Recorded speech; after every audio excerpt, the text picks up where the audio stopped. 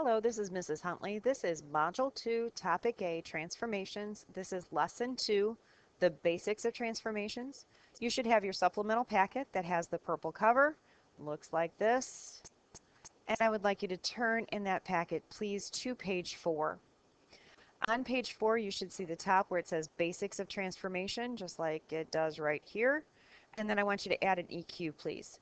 What does it mean to transform a figure in the coordinate plane? Again, it's what does it mean to transform a figure in the coordinate plane?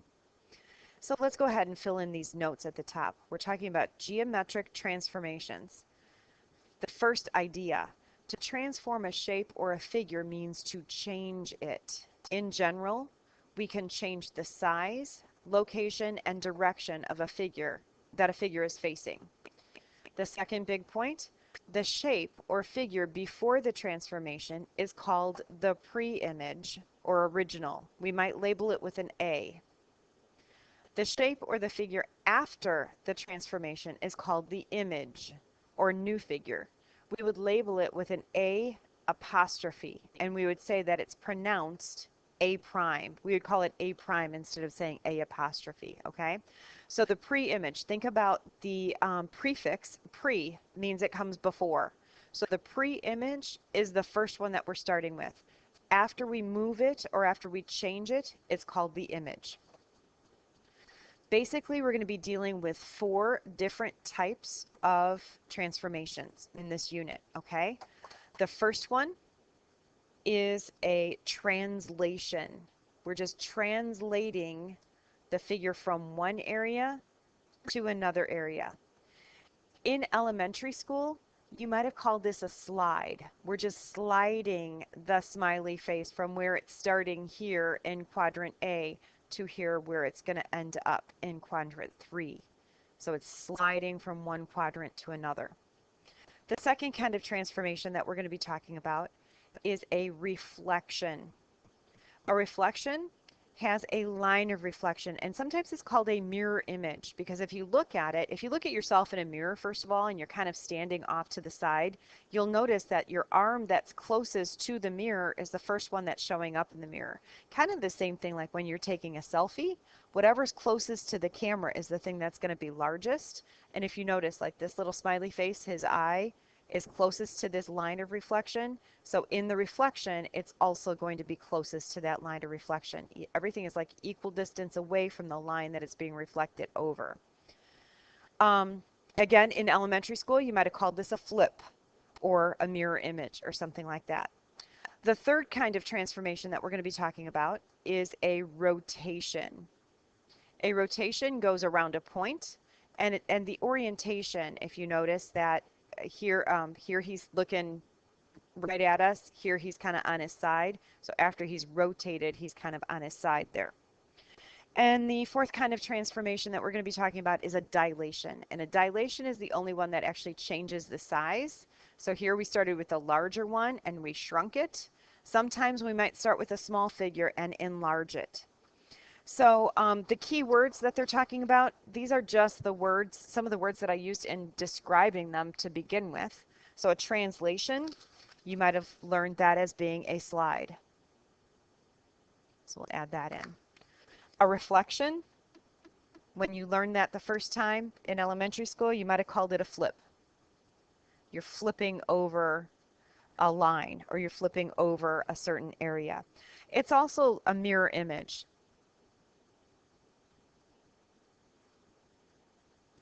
A mirror image. A rotation might be called a turn. You're turning around some point.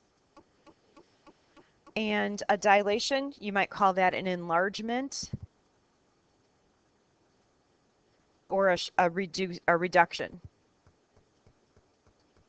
So you might enlarge or reduce something. So I want you to think about in nature or in real life, where would you see transformations in the real world? And list some examples below. A translation, where might you see something slide from one area to another? A reflection, I already gave you a couple of examples of reflections when I was talking about the word up top, but where might you see one in the real world? Same thing with a rotation and a dilation. what I'd like you to do before you come to class tomorrow, I want you to have at least 2 examples from the real world of each of these 4 types of transformations, okay? And we will discuss that in class tomorrow. Let's go ahead and go to page 5. We have some more fill in the blank notes. Another big idea with transformation, congruence. Congruence refers to whether or not a figure has the same size and shape after a transformation. Okay, so after we slide something, let's go back to page 4 and let's just look at the pictures here. After we slide something, have we changed the shape or the size of the figure? No, we haven't. How about reflecting it? No, we haven't changed the size or shape. It's still a circle with a smiley face inside, one winky eye and one full eye. So we haven't changed it per se. However, the orientation is different. We'll get to that. Same thing with the rotation. We haven't changed the size or shape, but with a dilation, we do change it. So a dilation is the only one where the image and the pre-image are not congruent. The other ones, the translation, reflection, and rotation, our image and our pre-image are going to be congruent, which means they have the size and shape has not changed. Orientation of the figure refers to whether or not the figure is facing the same direction on the coordinate plane after a transformation. So again, let's go back to our examples real quick. Orientation, is it facing the same way? So with the translation, yeah, his eyes are in the same position, his tongue's in the same position, he's just slid from one area to another. So the orientation does not change at all. With a reflection, the orientation of the figure, it's still sitting like in the same latitude here, but the eye, the open eye, is in a different place. So the orientation has changed, okay? So it's the same shape, the shape and size has not changed, so it's congruent, but the orientation is different. Same thing with the rotation. If you notice, he's upright here, he's on his side here. So his orientation, how he's lying, how he's facing you has changed. With the dilation, the orientation does not change, but it's not congruent. Okay. Orientation of the vertices refers to what the order in which the vertices are labeled, clockwise or counterclockwise. Now vertices, I can't go back to the smiley faces because they don't have any vertices. So let's talk about this with the triangles that are down here. The vertices are the labels that are on the corners of a triangle. So A is a vertices, B and C. These are all vertices here. So let's actually name this one and then we'll talk about this orientation of the vertices thing. So which transformation is this? Is this a reflection? Is it a rotation? Is it a translation? If you look, like if our line of reflection was about here, the C's are going to be equal distance away from it. And the B's are equal distance away, and so are the A's. So this is actually I'm going to take that away. You don't need to add that in, but if you did already, don't worry about it. This is a reflection. Okay. The size is it the same? Has it changed? The size is the same. The orientation of the figure, how it's sitting in the coordinate plane, has changed, right? The orientation of the vertices. So let's talk about this. If I start on my pre-image at A, and I go around clockwise, and I name my vertices, I've got A, B, C. If I do the same thing on my transformed figure, starting at A, going around clockwise, are my vertices going to be in the same order? Here I'm going A, B, C. Here I go A, C, B. Ooh, something's changed. I'm still going in the same direction, but my vertices are not coming in the same order. So the orientation of my vertices has changed. If you don't fully understand this yet, that's okay, because we're going to be practicing with it more, okay? Number 2, which transformation is this? Now it looks to me like my A is in the same spot as it was, my B is in the same spot, and my C looks like it just scooted over to the right. What else can we call that? We could call that a slide, or we could call that a translation. Translation and slide are synonyms. It's just translation is the academic term for a slide. So our size has not changed. It's the same. Our orientation has not changed. It's the same. It's sitting in the same spots as it was before. Let's check the orientation of our vertices. If I start at A and go around clockwise, I've got A, B, C. Start at A, go around clockwise, I've got A, B, C. So that's the same as well. Okay. This next one, it looks like my size has changed here. It looks like my image is smaller than my pre-image. So this is going to be a dilation. My size, I said, has changed.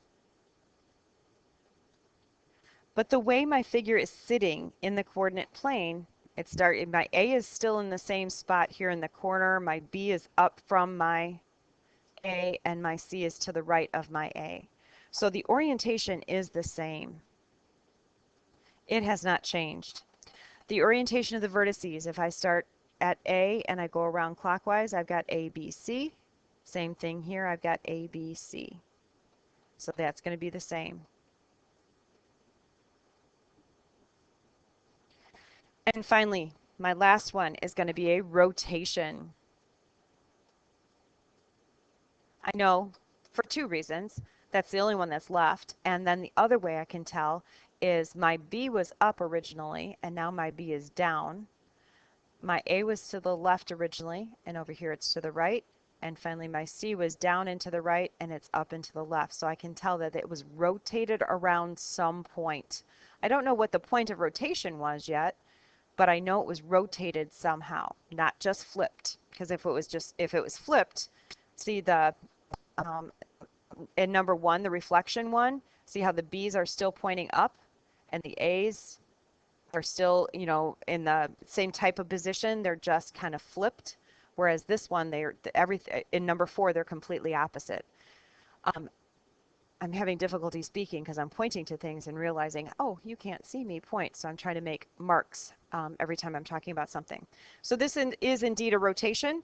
The size is the same. The orientation of the figure is completely opposite, so it has changed.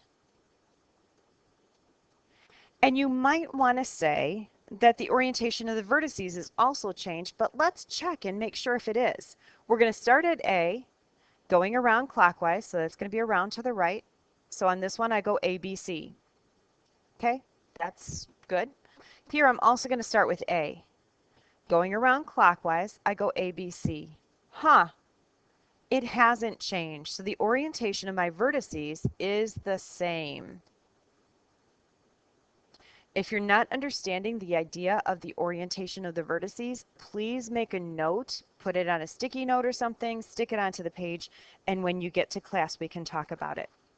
So you notice the next part here is summarizing today's lesson. So after you turn off the video, I'd like you to look over the lesson and prepare some kind of a summary. My summary might say something like, I don't know, transformations move a point, a line, a figure, or some kind of shape in the coordinate plane. Translations, reflections, and rotations are three kinds of transformations that preserve the size and shape. What that means is your image and your pre-image are going to be congruent. A dilation either will enlarge or shrink our original figure. So that is the only one where your size is going to change. Before the figure is moved, it's called the pre-image, and after the figure is moved, we call it the image. After a point is moved, we add an apostrophe and we call it prime. For example, if we have A, after it's moved, we call it A prime. And that concludes this lesson. I hope you have a good night, and I will see you in class. Thanks. Bye.